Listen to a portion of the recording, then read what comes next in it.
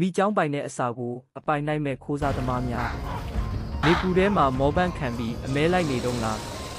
ဒါဆိုရင်တော့ဒီဗီဒီယိုတွေကရေကူးကျွမ်းတဲ့လက်ဖြတ်တွေစီကပညာသင်ယူလိုက်ပါသူတို့ကကိုယ်တိုင်ပင်ပန်းခံစေရမလို့ပဲတခြားကောင်ဖမ်းထားတဲ့အစာကိုအပိုင်နိုင်ဖို့စောင့်နေတာပါသူတို့ရဲ့စောင့်ဆိုင်ပွဲကမပြီးသေးပါဘူးအပူချိန်ပြင်းပြင်းအောက်မှာကိုယ်တိုင်အားအင်ကုန်ခန်းခံပြီးအမဲလိုက်နေမဲ့အစာဗိုက်စာနေတဲ့တခြားသားရဲတွေရဲ့လှုပ်အားကိုအသုံးချဖို့သူတို့ဆုံးဖြတ်ထားကြပါတယ်ဒါဟာတဘာဝတရားရဲ့အပန်းဖြေရင်အလုံးလုံးကြီးပဲပေါ့